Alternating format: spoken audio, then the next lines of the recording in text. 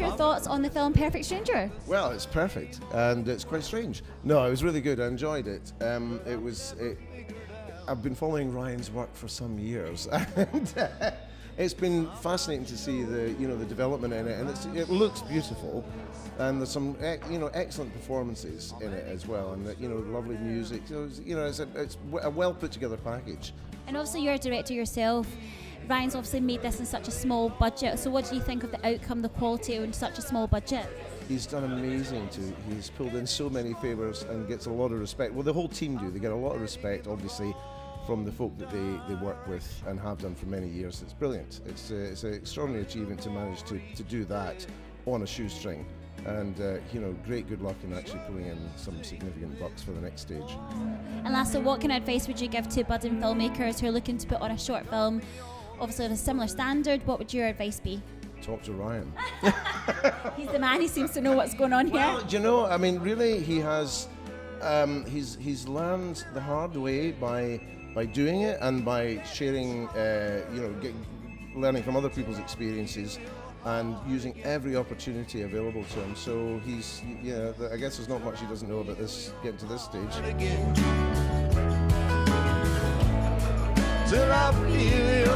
Well, Julie, you are a filmmaker yourself. After seeing this film tonight, is there anything that's inspired you as a filmmaker? Mainly the fact they were talking about it at the end, saying they did it on like a really tight budget, and you wouldn't really know that because there's things like obviously the Highlands are covered in snow. It's not the easiest thing to film in. There was loads of different locations, and just like in general how you can do something that looks really good but on a tiny budget, and that's really inspiring for me because it means it's not so much what you have, it's what you do with it that's important. And from a kind of technical point of view, you shoot from a camera as well. What was the kind of highlights for you watching that? I mean, looking at the features, what stood out for you? I'm going to say I like the snow. I love snow, and I think that is probably one of the biggest things because obviously I do shoot with cameras and I shoot a lot of that stuff, that you kind of start realising just how hard it would be not only to get the kit, get the actors, get them all into one location, driving through the snow, and not in the film the car gets stuck. And I just had in my head thinking, do you know what, the cars probably did get stuck, and it turns out they did. And I was just like, it's just that sort of stuff, because you're so aware of the harder part of it, like how you even make a film. It just sort of, that's probably what impressed me, I think. A virgin and a vagabond, yearning to be free. Jack, you wrote the music for the film. It's absolutely stunning. How did you get involved with this, and how did you meet Ryan? Gordon Dougal, who was kind of the MD for the movie.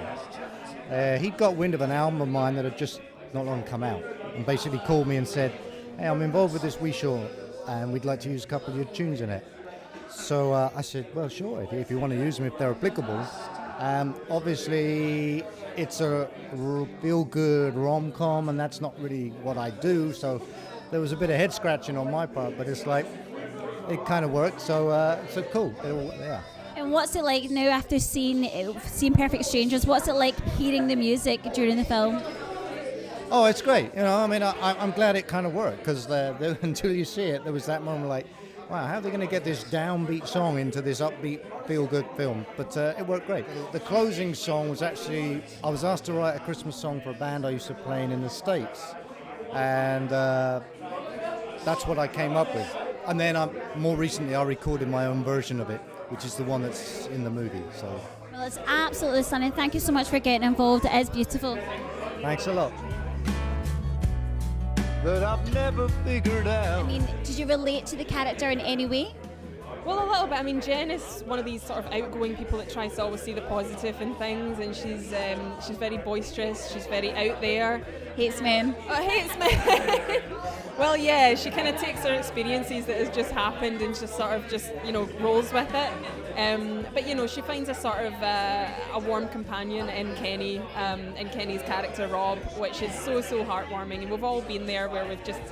You just wanted to hate men so much that you'd have had bad experiences, exes and things, but then you just have this heartwarming relationship that just sort of spirals and grows into something that you can't help but love. Absolutely. So your character specifically, obviously goes through very hard times. How did you find getting the emotional stage? How did you find to do that? It wasn't as difficult as it could have been, like on other projects and stuff like that, because the whole crew and the cast as well were such a good laugh and so supportive that it didn't feel awkward. So like if you have to do an emotional scene or anything like that, you don't feel like anyone's judging you. And Ryan's really good with if you do it rubbish, he doesn't go, that was rubbish, terrible. He just goes, okay, let's try that again and do something different. And then you sort of go like, okay, that was rubbish, but nobody's being nasty to me, so it's fine.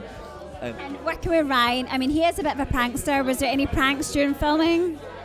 First day of filming, hadn't ever met Claire before in my life.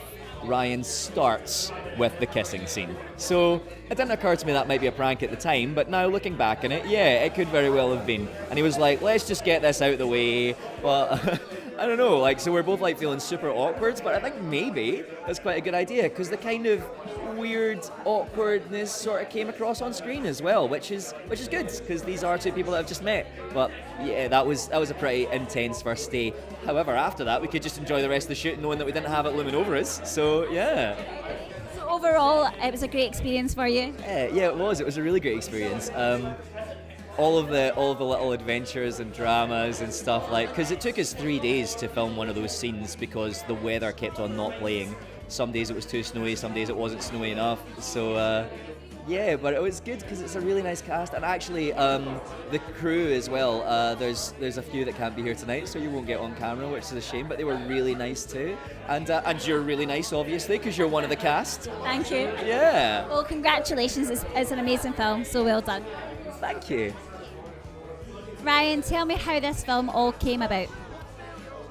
This film came about because we've been developing Journey Bound, our big rom-com road movie in Scotland, for the last couple of years, and we had a bit of time, as these kind of big projects take a long time to happen. You're waiting for a lot of people to come back to you all the time.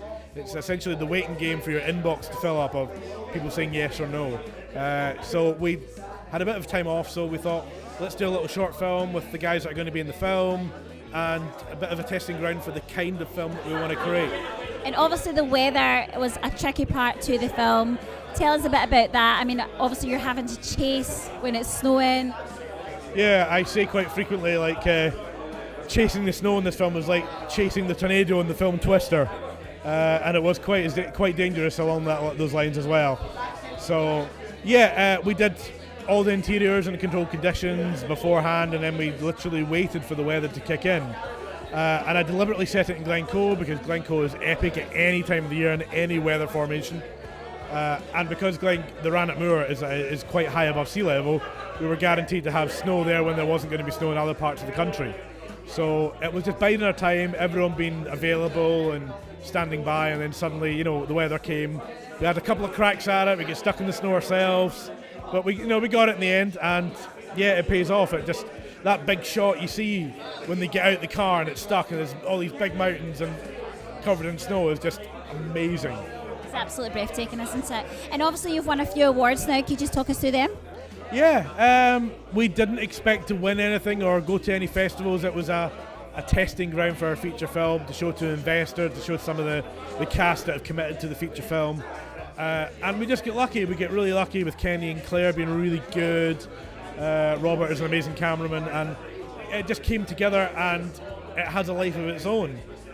So luckily, we put it into festivals.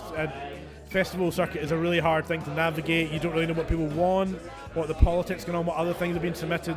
You get a lot of rejections, but so far this year we've had 10 invites to festivals. Starting off with the Cannes Film Festival, and then we bagged the Audience Award at the Southside Film Festival in Glasgow, which is what's brought us here tonight, because we're donating £250 of the prize money to a new and inspiring filmmaker. Well, good luck for all your future projects, Ryan, and congratulations on the film. Thank you very much. One more time. One more time.